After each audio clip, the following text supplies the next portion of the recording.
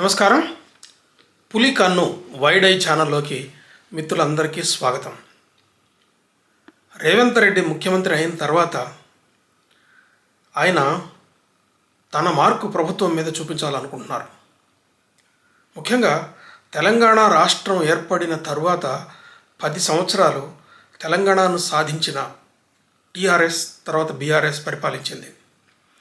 అయితే కొత్త రాష్ట్రానికి వచ్చిన కొత్త ప్రభుత్వం దానికి కొన్ని బాధ్యతలు ఏర్పడతాయి. అదేంటంటే స్టేట్ ఇన్సిగ్నియాని అది తయారు చేయాలి. స్టేట్ ఇన్సిగ్నియా అంటే రాజ్యానికి కొన్ని చిహ్నాలు ఉంటాయి. అదేంటంటే స్టేట్కు ఉన్న పేరుకి ఒక అబ్రివేషన్ తయారు చేసుకోవటం, తర్వాత స్టేట్ బర్డ్ అని ఒకటి, స్టేట్ యానిమల్ అని ఒకటి, అట్లాగే స్టేట్ ఎంబ్లమ్ అని ఒకటి, స్టేట్ సాంగ్ అని ఒకటి, ఇవన్నీ ఉంటాయి. వీటన్నిటినీ తయారు చేసేటటువంటి రూపకల్పన చేసే అవకాశం టీఆర్ఎస్ గవర్నమెంట్కి దక్కింది. వాళ్ళే తెలంగాణ తల్లికి రూపకల్పన చేశారు, తెలంగాణ గవర్నమెంట్ ఎంబ్లమ్ని తయారు చేయించారు, అట్లాగే తెలంగాణ పక్షి, తెలంగాణ పండుగలు, అట్లాగే టీఎస్ అనే పేరు, వీటన్నిటినీ కూడా తెలంగాణ ప్రభుత్వం, అప్పటి తెలంగాణ ప్రభుత్వం టీఆర్ఎస్ ప్రభుత్వం తయారు చేయించింది.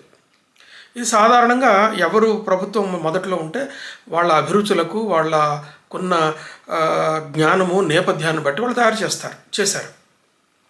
అంటే తల్లి అనే కాన్సెప్ట్ మీద మిగతా వీటన్నిటి మీద ఆ రోజుల్లో చర్చలు జరిగినాయి.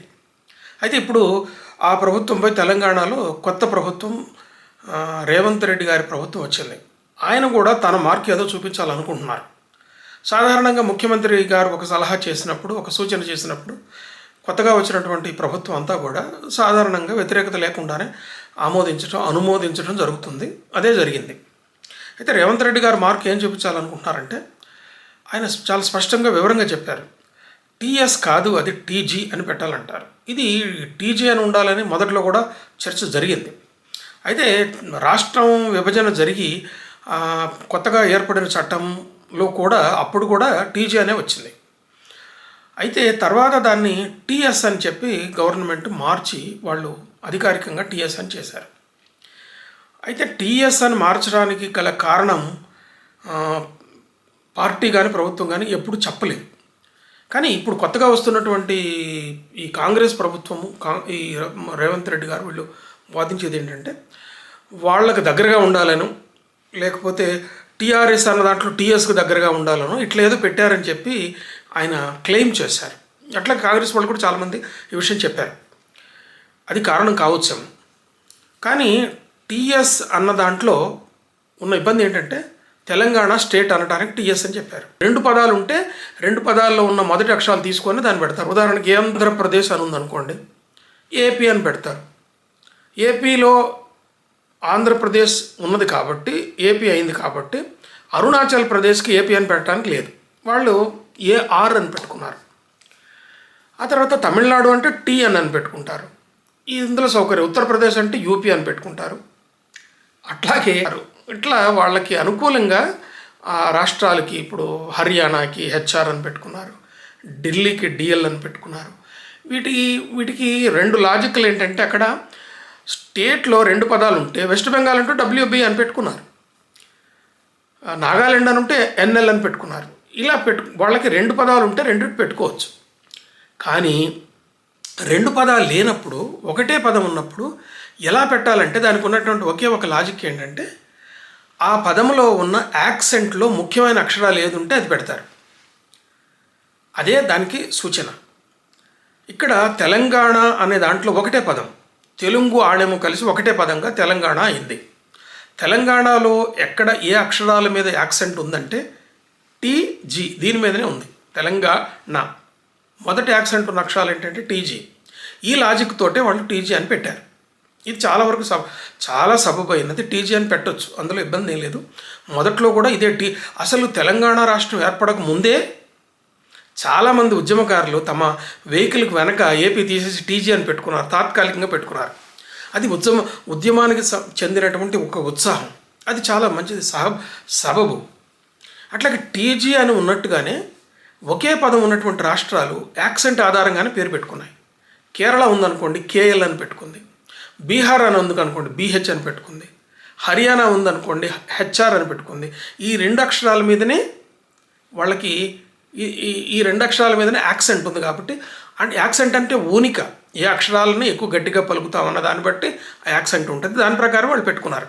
టీజీ అంటే కరెక్ట్గా అదే పెట్టుకోవడానికి సరిపోతుంది. అట్లా ఇంకా వేరు వేరు రాష్ట్రాల గురించి ఒకసారి మనం తీసినట్లయితే ఛత్తీస్గఢ్ సిహెచ్ అని పెట్టుకున్నారు. తర్వాత దాద్రా నగర్ హవేలీ డిఎన్, పాండిచ్చేరి పీడివై, ఢిల్లీ డిఎల్, గోవా జిఏ, గోవా దాంట్లో, గుజరాత్ జీజే. గుజరాత్ ఒకటే పదం ఉంది కాబట్టి గుజ అన్న దాంట్లోనే గుజ్జర్ అన్నది ఇంపార్టెంట్ కాబట్టి జీజే అని పెట్టుకున్నారు వాళ్ళు. హర్యానా హెచ్ఆర్, హిమాచల్ ప్రదేశ్ స్పష్టం హెచ్పి వస్తుంది.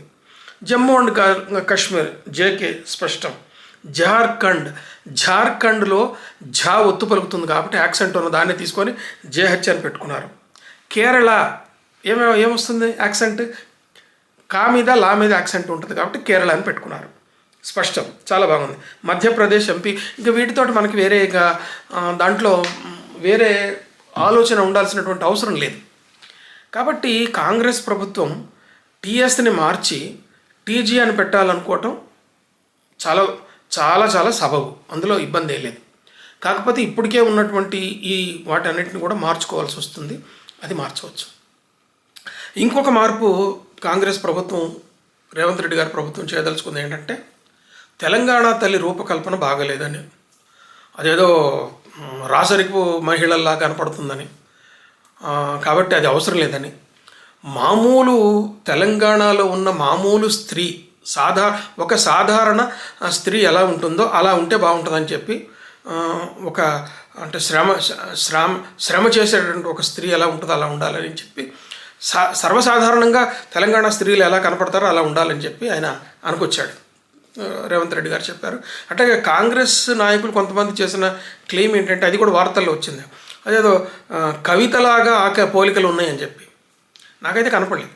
ఎందుకంటే ఉదాహరణ ఏంటంటే, తెలంగాణ తల్లి, తెలుగు తల్లి ఈ విగ్రహాల రూపకల్పనలు, అది ఒక్కొక్క విగ్రహంలో ఒక్కొక్క పోలిక ఉండొచ్చు, కానీ చాలా తెలంగాణ తల్లి విగ్రహాల్లో ఆ పోలికలు ఏమీ లేవు. అది అభ్యంతరం, అది కాకపోవచ్చు. అభ్యంతరం ఏంటంటే, టీఆర్ఎస్ చేసిన దాన్ని తన ముద్ర వేసి మార్చుకోవాలనే ఉద్దేశం ఒకటి ఉన్నట్టుగా కనిపిస్తుంది. అయినా మార్చుకోవచ్చు, అందులో ఇబ్బందే లేదు. కానీ ఇక్కడ గమనించాల్సింది ఏంటంటే, తెలంగాణ తల్లి అన్నప్పుడు, భారతమాత అన్నప్పుడు, తమిళ తాయి అన్నప్పుడు, కన్నడ తాయి అన్నప్పుడు, ఇక్కడ ఎప్పుడు కూడా మాతృభూమిని తల్లిగా భావించినప్పుడు దాన్ని దేవతా స్వరూపంతో భావిస్తారు. దేవతా స్వరూపంతో భావించబట్టే భారతమాత ఎలా ఉంటుంది, కాళికాదేవిలాగా ఒక సింహవాహినితోటి వెనక సింహం ఉన్నట్టుగా ఒక మాతృదేవత ఉన్నట్టే ఉంటుంది. దేవత ఉన్నప్పుడు కిరీటం ఉంటుంది. దేవతా స్త్రీలు ఎలా ఉంటారో అలాగే ఉంటుంది. కాబట్టి భారతమాత దేవతా స్త్రీలాగానే మనకు కనిపిస్తుంది. అట్లాగే కన్నడ తాయి కూడా అంతే, దేవతా స్త్రీలాగా ఉంటుంది మనకి. అవి ఇమేజ్ మీరు చూడండి. కన్నడ తాయి ఆ కిరీటం ఆ మాతృదేవతలాగానే కనిపిస్తుంది. ఇక తమిళ తాయి అయితే తమిళనాడులో కనిపించే చాలా మాతృదేవత విగ్రహాలు ఎలా ఉంటాయో అలా కూర్చొని దేవతలాగా కనిపిస్తుంటుంది. అక్కడ కూడా కిరీటం వగైరా ఇవన్నీ కనిపిస్తూ ఉంటుంది. అట్లాగే మిగతా ఛత్తీస్గఢ్లో కూడా ఒక బొమ్మ పెడతారు, వాళ్ళు అఫీషియల్గా కాకపోయినా ఒక ప్రార్థనా గీతం ఉంది ఛత్తీస్గఢ్ వాళ్ళకి కూడా, అది కూడా మనకు కనిపిస్తూ ఉంటుంది. ఇట్లా మదర్ ల్యాండ్ని దేవతగా ఊహించినప్పుడు దేవతామూర్తియే మనకు కనిపిస్తూ ఉంటుంది. కాబట్టి తెలంగాణ తల్లి విగ్రహంలో కూడా ఒక మాతృదేవతా మూర్తి కనపడుతుంది. పైన కిరీటము, నడుముకు వడ్రాణము, చేతులకు కూడా దేవతా సంబంధమైనటువంటి అలంకారం, వస్త్రధారణ. అట్లాగే తెలంగాణ సంస్కృతి కనిపించేటట్టుగా ఒక చేతిలో బతుకమ్మ పెట్టుకున్నట్లాగా పూల కుసుమధారిణి, పుష్పధారిణి కనపడుతుంది. ఇంకొక చేతిలో తెలంగాణ పంటలకు సిరి అయినటువంటి ధాన్యం, కంకి అవి కనిపిస్తుంటాయి. సో తెలంగాణ తల్లి రూపకల్పనలో ఒకళ్ళు చేసింది కాదు ఇది. ఆయన బీవీఆర్ చారి అనే ఆయన ఈ విగ్రహానికి రూపకల్పన చేశారు. ఈ విగ్రహం ఇలా ఉంటే బాగుంటుంది అని చాలామంది ఆ రోజుల్లో పేపర్లలో చర్చ జరిగినాయి. మనకి ఆయన కొంతమంది ప్రముఖ కవులు కొంతమంది సూచనలు చేశారు. దీన్ని దృష్టిలో పెట్టుకొని అప్పుడు శిల్పి తయారు చేశారు. అది తెలంగాణ తల్లి రూపకల్పన. అసలు ఒక్కొక్క విగ్రహం ఒక్కొక్క పోలికలో బయటికి రావచ్చు. తెలుగు యూనివర్సిటీ క్యాంపస్లో ఉన్న అది ఒక రకంగా ఉంది. వేరు వేరు చోట్ల విగ్రహాలు నేను చూశాను. ఒక్కొక్క చోట ఒక్కొక్క పోలికతో ఉన్నాయి. ఇక పోలిక సమస్య కాదు, కానీ తెలంగాణ తల్లి రూపకల్పనలో మార్పులు చేయదలుచుకుంటే అచ్చం సర్వసాధారణమైన తెలంగాణ మహిళగా ఉండాలనుకుంటే మామూలుగా స్త్రీలాగా ఒక చీర కనిపించి మామూలుగా ఉన్న తల వెనక జడ, లేకపోతే చేతిలో ఒక శ్రామిక మహిళ అయితే చేతిలో ఒక కొడవలో, లేకపోతే కోతలు కోసేటట్టు కొడవలో, లేకపోతే పంట పట్టుకున్న ఒక వరి నారు కట్ట, ఇలా సర్వసాధారణ తెలంగాణ మహిళలాగా చూపించవచ్చు. అయితే సర్వసాధారణ తెలంగాణ మహిళ అంటే దానికి ఎన్నో రూపాలు ఉండొచ్చు, మళ్ళీ కూడా అక్కడ రూపకల్పన చేయాల్సిందే. కాబట్టి ప్రభుత్వానికి ఆ స్వేచ్ఛ ఉన్నది, దాన్ని అసెంబ్లీలో పెట్టి గెలిపించుకునేటటువంటి శక్తి వాళ్ళకి, సంఖ్యాబలం కూడా ఉన్నది. వాళ్ళకి కాంగ్రెస్ గవర్నమెంట్ కావాలంటే మార్చుకోవచ్చు. కానీ ఆలోచించండి, ఒక తల్లిని ఆలోచించినప్పుడు దేవతలాగానే, మాతృభూమిని దేవతగా ఆలోచించినప్పుడు దేవతలాగానే ఆలోచిస్తారు. అయితే దేవతా స్వరూపం అందులో మనకు కనిపిస్తూనే ఉంది. కాబట్టి ప్రభుత్వము దాన్ని మేము మార్చాలి అని అనుకునే పట్టుదలతో పోకపోతే దాన్ని ఉంచుకోవచ్చు, అది పెద్ద సమస్య కాదు. తర్వాత ఇంకొకటి ఏంటంటే తెలంగాణ చిహ్నం, తెలంగాణ ఎంబ్లం, స్టేట్ ఎంబ్లంను మార్చాలని చెప్పి రేవంత్ రెడ్డి గారు సూచించారు. స్టేట్ ఎంబ్లం ఆయన చెప్పిన అభ్యంతరం ఏంటంటే రాచరికపు చిహ్నాలు ఉన్నాయి. ఎప్పుడో కాకతీయులు నాటి ఆ ద్వారతోరణం ఏంటి, కాకతీయులు పన్నులు ఇవన్నీ హింసిస్తే సమ్మక్క సారలమ్మ వాళ్ళు ఎదురు తిరిగారు, ఒక రకమైన హింసాయుతమైనది ఈ పరిపాలనలో, ఇవన్నీ రాజుల పరిపాలనలో, నవాబుల పరిపాలన ఎంత ఏంటి, ఈ రాచరిక చిహ్నాలు ఎందుకు అని అన్నారు. ఇక్కడ గమనించాల్సినటువంటి ఒకటి విషయం ఏంటంటే రాచరిక చిహ్నాలు లేకుండా ఏ రాష్ట్రానికి సంబంధించిన ఎంబ్లం కూడా లేదు. మనకు భారతదేశానికి సంబంధించిన స్టేట్ ఎంబ్లం ఏంటి? సారనాథ్లో ఉన్నటువంటి బౌద్ధ ఆ స్తూపాల్లో ఉన్నటువంటి అశోకుడు చేయించిన విజయ స్తంభాలలో పైన ఉన్నటువంటి మార్గం స్పష్టంగా రాచరిక చిహ్నం. రాచరిక చిహ్నం మాత్రమే కాదు, ఈ దేశపు చారిత్రక సాంస్కృతిక వారసత్వ చిహ్నం అది, దాన్ని అలా చూడాలి. కాబట్టి మీరు కర్ణాటక చిహ్నం చూడండి, రాజ్య చిహ్నం స్పష్టంగా రాచరిక చిహ్నం. కేరళ రాచరిక చిహ్నం చూడండి, అది రాచరిక చిహ్నమే. అట్లాగే తమిళనాడులో ఉన్న స్టేట్ ఎంబ్లం చూడండి, వాళ్ళ దేవాలయ గోపురాన్ని పెట్టారు.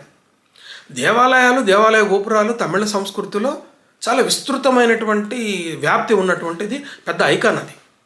అట్లాగే వేరు రాష్ట్రాల ఐకాన్ మనం ఒకసారి సింబల్స్ చూస్తే కొన్ని రాష్ట్రాలు చాలా సింపుల్గా ఉన్నాయి, కానీ అన్ని రాష్ట్రాల ఎంబ్లంలో క్యాపిటల్ మన కేంద్ర ప్రభుత్వపు భారతీయ ఎంబ్లం కూడా ఉంటుంది. అదే తరహాలో దీన్ని తయారు చేశారు. తెలంగాణ స్టేట్ ఎంబ్లంను తయారు చేసినటువంటి ఏలే లక్ష్మణ్, ఆయన ఏ రాజకీయాలతో సంబంధం లేనటువంటి వాడు, అంతేకాకుండా చిత్రకారుడుగా ప్రపంచ ప్రసిద్ధి పొందినటువంటి చిత్రకారుడు. తెలంగాణ వాళ్ళే కాదు, తెలుగు వాళ్ళు మొత్తం గర్వించదగినటువంటి ప్రపంచ ప్రసిద్ధి పొందిన చిత్రకారుడు ఏలే లక్ష్మణ్ తయారు చేశాడు. గుండ్రటి ఆకారంలో స్టేట్ సింబల్ తయారైంది. ఈ గుండ్రటి ఆకారంలో తెలంగాణ ప్రభుత్వం తెలుగులోను, ఇంగ్లీష్లోను, ఉర్దూలో కూడా ఉంటుంది. సెకండ్ లార్జెస్ట్ లాంగ్వేజ్ తెలంగాణలో ఉన్నది ఉర్దూ, కాబట్టి ఉర్దూలో కూడా పెట్టారు. అంతేకాకుండా మనకి తెలంగాణలో ఉన్న చారిత్రక సాంస్కృతిక వారసత్వం చిహ్నంగానే కాకతీయుల ద్వారతోరణం పెట్టారు. అట్లాగే తెలంగాణ సంస్కృతిలో ఇస్లాం పరిపాలకుల పాలన నెగ్లెక్ట్ చేయలేనటువంటి కాలము, చాలా విస్తృతమైన కాలంలో వాళ్ళు పరిపాలించారు. కుతుబ్ షాహీలు కానీ, అసఫ్ జాహీలు కానీ, వీళ్ళంతా తర్వాత వచ్చినటువంటి చివరిదాకా ఉన్నటువంటి నిజాంలు కానీ, వీళ్ళందరూ ఒక మిక్స్డ్ కల్చర్, అటు హిందూ ఇస్లాం కల్చర్ కలిసినటువంటి చరిత్ర మన తెలంగాణకు ఉంది. ఈ దృష్ట్యా చూసినప్పుడు అటు చారిత్రకంగా ప్రసిద్ధి పొందినటువంటి కాకతీయుల pride of Telangana, no doubt, వాళ్ళు ఎన్నో విజయాలు సాధించారు. కాకతీయులు దక్షిణాపథం మొత్తాన్ని కూడా వాళ్ళు పరిపాలించారు. ఒక చారిత్రక సంపద, చారిత్రక ఐకాన్, టోటెం, మనకి తెలంగాణ వాళ్ళకి ఒక టోటెం లాగా ఉన్నది అది. కాబట్టి ద్వారతోరణాన్ని అది చారిత్రక చిహ్నంగానే పెట్టారు. ఆ తర్వాత కుతుబ్ షాహీ డైనాసిటీ పరిపాలనకు చిహ్నంగా చార్మినార్ పెట్టారు. చార్మినార్ పెట్టి కూడా దాదాపు 400-500 సంవత్సరాల కాలంలో నాటిది అది. దానికి కూడా ఒక చారిత్రక విశేషం ఉన్నది, కాబట్టి అది పెట్టినారు. తర్వాత క్యాపిటల్ మనకి భారతదేశ చిహ్నం ఉండాలి కాబట్టి దాన్ని పెట్టినారు. సో తర్వాత మనకి ఆ, తెలంగాణ పైరు పంటలకు చిహ్నంగా గ్రీన్ కలర్ పెట్టినారు. కాబట్టి ఇవన్నీ కూడా ఇప్పటిదాకా ఉన్నటువంటి స్టేట్ ఎంబ్లెమ్ కూడా చాలా మీనింగ్ఫుల్గా ఉన్నది, అర్థవంతంగా ఉన్నది. ఇది రాజకీయాలతో సంబంధం లేకుండా రాజకీయాలకు అతీతంగా కూడా మనకు స్టేట్ సింబల్ కనిపిస్తూ ఉన్నది. కాదు కూడదు, కాంగ్రెస్ గవర్నమెంట్ రేవంత్ రెడ్డి గారి ప్రభుత్వం దీన్ని మార్చాలి అనుకుంటే అది వాళ్ళ చేతిలో పని, మార్చుకోవచ్చు.